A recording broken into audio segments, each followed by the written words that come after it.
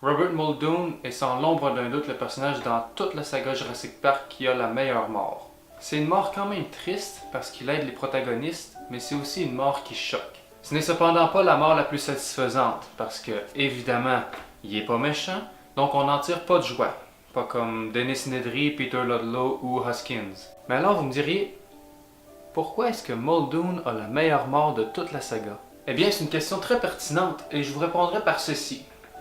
Sa mort est annoncée dès le début du film. Bon, en réalité, pas depuis le début, mais quand on le voit mourir, on comprend toutes les scènes précédentes qui forment cette merveilleuse chaîne annonciatrice. Bon, j'avais oublié de mettre mon gilet spécial pour aujourd'hui, fait que on le met là. Voilà. Donc si vous le voulez, ou même si vous le voulez pas, c'est dans le texte. Je vais vous raconter tous les événements qui préviennent la mort de Robert Muldoon, le garde-chasse de Jurassic Park. Tout commence dès la première scène du film. Oui, la première scène. On voit les employés du parc transporter une grosse cage. On s'imagine qu'il y a un animal à l'intérieur et on se dit même que cet animal est dangereux car on voit Muldoon avec d'autres employés armés. On entend les rugissements de l'animal. Pour l'info, c'est un vélociraptor. Muldoon envoie son employé Jeffrey ouvrir la cage pour faire entrer le raptor dans son enclos. L'animal se précipite et fait trembler la cage et par conséquent, Jeffrey tombe. Il se fait happer par le raptor, Muldoon tente de l'enlever des mâchoires de la bête, mais n'y parvient pas et dit sa fameuse réplique. Voilà, exposition faite. Muldoon connaît les raptors, il sait qu'ils sont dangereux et qu'ils sont une menace potentielle pour n'importe qui. On passe alors à la scène 3, qui est la scène d'introduction de deux des personnages principaux, Ellie Sattler et Alan Grant. La première est une paléobotaniste et le second un paléontologue. Ils sont au Montana sur un site de fouilles, ils découvrent un squelette de vélociraptor. Bref, l'important c'est ce qui suit. Un gamin fait son intéressant et Grant explique pourquoi les vélociraptors sont dangereux. Voici l'extrait en question. More like a 6-foot turkey. Okay. Try to imagine yourself in the Cretaceous period. You get your first look at this 6-foot turkey as you enter a clearing.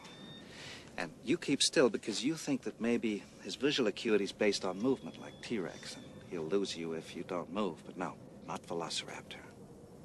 You stare at him, and he just stares right back. And that's when the attack comes, not from the front, but from the side. From the other two raptors, you didn't even know were there. Because Velociraptor's a pack hunter, you see. He uses coordinated attack patterns, and he is out in force today. And he slashes at you with this 6-inch retractable claw, like a razor, on the middle toe. He slashes at you here, or here. Or maybe across the belly, spilling your intestines. The point is, you are alive when they start to eat you. Retenez ce que Grant a dit au gamin pour le terroriser. On continue à 28 minutes du film, les protagonistes arrivent dans le laboratoire et un œuf est sur le point d'éclore. L'œuf est clos et Grant prend le bébé. On voit directement dans son visage que ce corps lui dit quelque chose. Il apprend alors de la bouche du Dr. Wu qu'il s'agit d'un vélociraptor. What species is this? It's a velociraptor. You bred raptors.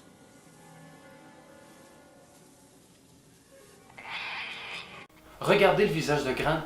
Il le sait que c'est dangereux, ça se voit. Bon bref, cette réplique permet d'aller à 37 minutes du film. John Hammond invite les personnages à aller voir l'enclos des raptors et on revoit Robert Muldoon depuis la première scène du film. Et écoutez sa réplique d'arrivée. Il se souvient de la mort de Jeffrey. Alors qu'il décrit les animaux, What's the growth rate? They're lethal at 8 months, and I do mean lethal. l'étau à 8 mois.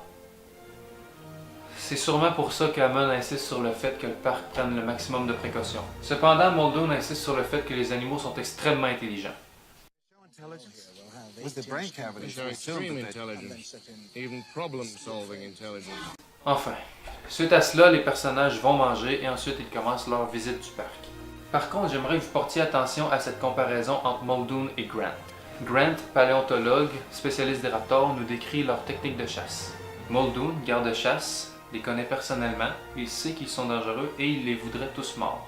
La suite, vous la connaissez, Muldoon meurt car tout ce qu'il sait c'est qu'ils sont mortels, mais il ne connaît pas leur comportement de chasse car il les a toujours nourris avec une grue. Bref, alors que le parc est en panne de courant, merci Nedry, l'enclos des raptors est lui aussi déconnecté. Merci au reboot du système. Alors, Ellie et Muldoon partent reconnecter tout ça et la scène qu'on attend depuis le début de cette vidéo arrive enfin. Ellie voit le bunker où se trouve le panneau de contrôle, elle propose alors de courir tout droit vers là, mais Muldoon n'est pas d'accord. No, we can't. Why not? Because we're being hunted. Enfin, Robert se prépare à l'attaque. Et là, je vais vous laisser l'extrait au complet.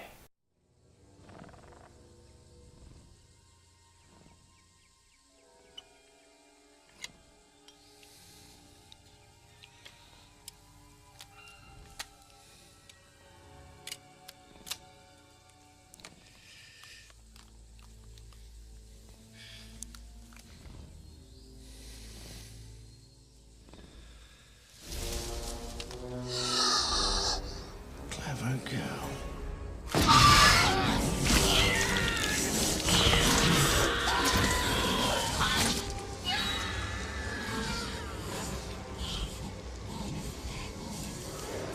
Voilà, Robert Muldoon meurt pris au piège par les vélociraptors. En écoutant mes explications depuis le début, vous aurez compris que lorsqu'Alan Grant explique la technique de chasse des raptors aux jeunes garçons, il ne fait que prédire la façon dont le garde-chasse de Jurassic Park sera finalement tué. C'est pour cette raison précise que je considère que Robert Muldoon a la meilleure mort de toute la saga Jurassic, et peut-être même une des meilleures morts de toute l'histoire du cinéma. Bref, cet épisode est maintenant terminé, j'espère que vous aurez apprécié cette courte analyse de mon film préféré. Si c'est le cas, vous pouvez aimer, commenter et partager la vidéo. Je vous invite également à nous suivre sur notre page Facebook et à vous abonner à la chaîne pour toujours plus de contenu. Sur ce, je vous laisse avec un petit montage de mon cru avec les explications de Grant sur la séquence de mort de Muldoon. And you keep still because you think that maybe his visual acuity is based on movement like T-Rex, and he'll lose you if you don't move. But no, not Velociraptor. You stare at him, and he just stares right back. And that's when the attack comes, not from the front, but from the side. And the other two raptors didn't even know we're there. The point is, you are alive when they start to